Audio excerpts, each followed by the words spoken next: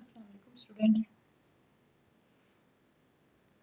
आज का हमारा टॉपिक है properties of liquid state. Properties of gaseous state हम कर चुके हैं। आज का जो टॉपिक है वो है प्रॉपर्टीज ऑफ लिक्विड स्टेट। तीन प्रॉपर्टीज हैं, evaporation, vapour pressure and boiling point. हम स्टार्ट लेंगे एवेपोरेशन से। एवेपोरेशन क्या है? Conversion of liquid into gas. कि जो लिक्विड के मॉलिक्यूल्स होंगे वो किस में कन्वर्ट हो जाएंगे? गैस में। लिक्विड स्टेट से कन्वर्ट गैसियस स्टेट में जाने को हम क्या कहते हैं? एवेपोरेशन कहते हैं। मॉलिक्यूल लिक्विड स्टेट से गैसियस स्टेट में कन्वर्ट होना शुरू करते हैं तो इसे एवेपोरेशन कहते हैं। अब देखिए, एवेपोरेशन जो है वो लिक्विड की बहुत इंपॉर्टेंट प्रॉपर्टी है। एवेपोरेशन क्या है? फॉर एग्जांपल देखें, अगर हम एक प्लेट में पानी डालें और उसको बाहर रख दें, कुछ दिनों बाद वाटर जो होगा वो ख़त्म हो जाएगा, पानी उसमें से ख़त्म हो जाएगा, तो हम कहेंगे कि उसमें एवेपोरेशन का प्रोसेस हुआ है। पानी कैसे ख़त्म हुआ? एवेपोरेशन के प्रोसेस से। एक और एग्जांपल ले लेते हैं कि हम लोग कपड़े वॉश करके डालते हैं, थोड़े टाइम के बाद देखते हैं कपड़े खुश्क हो जाते हैं, तो वो कैसे खुश्क होते हैं? तो हम ये भी कहते हैं वो एवेपोरेशन का प्रोसेस उसमें हुआ है। ठीक है। अब देखिए, यहाँ पे उन्होंने एक एग्जांपल दी हुई है। ये यहाँ पे एक डायग्राम बनी हुई है, फिगर 5.7। ये फिगर 5.7 देखें। इन्होंने एक कंटेनर लिया है, एक बोतल लिया है, बीकर कह सकते हैं इसको, एक फ्लास्क भी कह सकते हैं। इन्होंने एक बर्तन में पानी लिया जो कि ओपन है, ठीक है, ऊपर से कोई लिड नहीं है, ओपन है। एक बर्तन में इन्होंने पानी लिया है। अब देखिए, ये जो सरफेस पे मॉलिक्यूल्स हैं, ये जो ऊपर मॉलिक्यूल हैं, इनकी काइनेटिक एनर्जी बहुत ज़्यादा है। काइनेटिक एनर्जी गैसेस मॉलिक्यूल की ज़्यादा ही होती है, लेकिन जो गैस मॉलिक्यूल सरफेस पे प्रेजेंट है, सबसे ऊपर प्रेजेंट है, उससे हम क्या कह रहे हैं? उनमें काइनेटिक एनर्जी बहुत ज़्यादा है। ठीक है। उसके अलावा जो दरमियान में हम कह रहे हैं कि उनकी काइनेटिक एनर्जी मीडियम है, और जो सबसे नीचे प्रेजेंट है हम क्या कह रहे हैं? उनकी काइनेटिक एनर्जी कम है। अब होता ये है कि जो काइनेटिक, जो सबसे ऊपर टॉप पे प्रेजेंट है, जो कि सरफेस पे प्रेजेंट है मॉलिक्यूल, उनकी काइनेटिक एनर्जी ज़्यादा होती है। क्यों उनकी काइनेटिक एनर्जी ज़्यादा होती है? और ये जो मॉलिक्यूल्स होते हैं जो सरफेस पे होते हैं, सबसे पहले यही जो होते हैं पानी में से गैसियस स्टेट में कन्वर्ट हो जाते हैं। ये सबसे पहले यहाँ से स्केप आउट करेंगे, यहाँ से बाहर निकल जाएंगे। क्यों? क्योंकि देखिए, ये सरफेस पे प्रेजेंट है, इनकी काइनेटिक एनर्जी तो ज़्यादा है, लेकिन क्या होगा? ये इन्वायरमेंट में से भी एनर्जी लेंगे, उसको अपने अंदर एब्सॉर्ब करेंगे, और काइनेटिक एनर्जी इनकी क्या हो जाएगी? इंक्रीज हो जाएगी। जब इनकी काइनेटिक एनर्जी मजीद बढ़ जाएगी तो ये क्या, कहाँ चले जाते हैं? ये एयर में चले जाते हैं, मतलब गैसियस स्टेट में कन्वर्ट हो जाते हैं। ठीक है। लिक्विड की सरफेस में जो मॉलिक्यूल होते हैं, उनकी काइनेटिक एनर्जी, जो लिक्विड है इसकी सरफेस में जो मॉलिक्यूल हैं, उनकी जो काइनेटिक एनर्जी, मतलब जो हरकत करने की कुव्वत होती है, वो ज़्यादा होती है।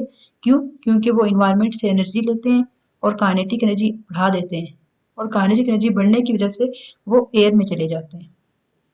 क्लियर हो गया? अब देखिए, कुछ फैक्टर्स हैं जो कि एवापोरेशन को उस पे फैक्टर्स हैं जो कि क्या करते हैं? इसको अफेक्ट करते हैं। मतलब एवापोरेशन जो है वो कुछ फैक्टर्स पे डिपेंड करती है। सबसे पहला फैक्टर जो है वो हम कह सकते हैं वो सरफेस एरिया है। सरफेस एरिया क्या मतलब इसका?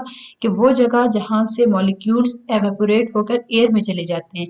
अगर हम इस बीकर की बात करते हैं तो इसका सरफेस एरिया ये है, ये जो ऊपर बना हुआ है, देखें ये जो गोल सर्कल में, ये इसका सरफेस एरिया है। ठीक है। अगर हम एग्जांपल ले लेते हैं, एक कप में पानी लेते हैं, ठीक है, अब देख लें कप का सरफेस एरिया जो है वो कम है, और अगर हम एक प्लेट में पानी लेते हैं, प्लेट चौड़ाई में काफ़ी ज़्यादा होती है, उसका सरफेस एरिया काफ़ी ज़्यादा होता है। सरफेस एरिया ऐसी जगह होती है जहाँ से मॉलिक्यूल एवेपोरेट करते हैं, तो कप में से कप का सरफेस एरिया कम है, तो एवेपोरेशन क्या होगी? कम होगी। कम मॉलिक्यूल गैसियस स्टेट में कन्वर्ट होंगे। इसी तरह अगर हम प्लेट में ले रहे हैं पानी, तो प्लेट का सरफेस एरिया ज़्यादा है, इसका मतलब जो ज़्यादा मॉलिक्यूल होंगे वो क्या होंगे? एवेपोरेट होंगे। इन शॉर्ट, सरफेस एरिया कम होगा तो एवेपोरेशन रेट लो होगा, कम होगा। लेकिन अगर सरफेस एरिया ज़्यादा है तो हम ये कह सकते हैं कि जो एवेपोरेशन रेट है वो क्या हो जाएगा? बढ़ जाएगा। ठीक है। इसी तरह देखें, दूसरा जो फैक्टर है वो है टेम्परेचर। एक एग्जांपल देख लें कि हम लोग सर्दियों में कपड़े धो के डालते हैं, वो लेट सूखते हैं, लेट ड्राई होते हैं, लेकिन अगर हम गर्मी में धो के डालें तो वो जल्दी खुश्क हो जाते हैं। ऐसा क्यों है? क्यों? क्योंकि जो टेम्परेचर है, टेम्परेचर का इस पे इफेक्ट है। टेम्परेचर देखें क्या होगा? जब सर्दियों में टेम्परेचर कम होगा तो एवेपोरेशन रेट क्या हो जाएगा? कम हो जाएगा, एवेपोरेशन कम होगी। लेकिन जब गर्मियाँ होती है तो गर्मी में टेम्परेचर हाई होता है, तो इसका मतलब एवेपोरेशन रेट क्या हो जाएगा? बढ़ जाएगा। तो सर्दियों में कपड़े लेट ड्राई होंगे और गर्मी में जल्दी होंगे। क्यों? क्योंकि टेम्परेचर के बढ़ने से एवेपोरेशन रेट क्या हो जाता है? बढ़ जाता है। इसी तरह हम इंटरमॉलिक्यूलर फोर्सेस भी कह सकते हैं। इंटरमॉलिक्यूलर फोर्सेस क्या होती हैं? मॉलिक्यूल्स के दरमियान जो फोर्स होती है इंटरमॉलिक्यूलर, मतलब मॉलिक्यूल के दरमियान में जो फोर्सेस होती हैं उन्हें हम क्या कहते हैं, इंटर मॉलिक्यूलर फोर्सेस। अगर मॉलिक्यूल के दरमियान में फोर्सेस ज़्यादा हैं तो एवापोरेशन रेट क्या हो जाएगा, कम होगा। लेकिन अगर मॉलिक्यूल के दरमियान में फोर्सेस कम है तो एवापोरेशन रेट क्या होगा, बढ़ जाएगा। क्लियर है। सबसे पहले आपने एवापोरेशन की डेफिनेशन पढ़ी कि एवापोरेशन है क्या। ये निशान लगाया हुआ है मैंने, conversion of a liquid to a gas और vapours at all temperature is called evaporation और वेपराइजेशन। के मॉलिक्यूल्स जो होंगे, लिक्विड मॉलिक्यूल, वो कहाँ कन्वर्ट हो जाएंगे, गैसियस स्टेट में चले जाएंगे, उसे हम क्या कहेंगे, एवापोरेशन कहेंगे। एवापोरेशन जो होती है किसी भी टेम्परेचर में हो सकती है, कम टेम्परेचर भी हो सकता है, ज़्यादा भी हो सकता है, बहुत ज़्यादा भी हो सकता है। अगर टेम्परेचर कम होगा तो एवापोरेशन कम होगी, जैसे जैसे टेम्परेचर बढ़ता जाएगा तो एवापोरेशन रेट क्या हो जाएगा, बढ़ता जाएगा। ठीक है। अब अपने एक्सप्लेनेशन में डायग्राम को एक्सप्लेन करना है। आपने क्या करना है, आपने इस डायग्राम को एक्सप्लेन करना है। क्लियर है बच्चों। तो दोबारा सुन लें, हमने क्या पढ़ा एक्सप्लेनेशन में, हमने ये पढ़ा कि जो लिक्विड की सरफेस होती है उसमें जो मॉलिक्यूल्स होते हैं उनकी काइनेटिक एनर्जी जो होती है वो ज़्यादा होती है, क्योंकि वो इन्वायरमेंट से भी एनर्जी गेन करते हैं। इन्वायरमेंट से एनर्जी गेन करके क्या करेंगे, यहाँ से स्केप आउट, बाहर की तरफ चले जाएंगे। ठीक है। अब ये मॉलिक्यूल बाहर चले जाएंगे, अब जो जिनकी एनर्जी कम थी वो नीचे ही रहेंगे। ये मॉलिक्यूल्स भी क्या करेंगे, आहिस्ता आहिस्ता एनर्जी गेन करेंगे और यहाँ से मूव करेंगे, और एवापोरेशन रेट जो होगा वो आहिस्ता आहिस्ता क्या होता जाएगा, बढ़ता जाएगा। ठीक है। उसके बाद हमने कहा कि जो सरफेस एरिया होता है, हमने फैक्टर्स कहा कि कौन कौन से फैक्टर्स पे डिपेंड एवापोरेशन डिपेंड करती है कुछ फैक्टर पे। सबसे पहले हमने कहा वो सरफेस एरिया है। सरफेस एरिया मतलब जिस एरिया से मॉलिक्यूल क्या होंगे, एवेपोरेट करेंगे, स्केप होंगे। देखिए ये देखें, ये जो गोल सर्कल में ये एरिया देखें यहाँ पे कम है। अगर हम प्लेट लेते हैं तो उसका एरिया अच्छा खासा होता है। ठीक है। इसका मतलब जो यहाँ से मॉलिक्यूल कम एवेपोरेट होंगे, प्लेट से ज़्यादा एवेपोरेट होंगे।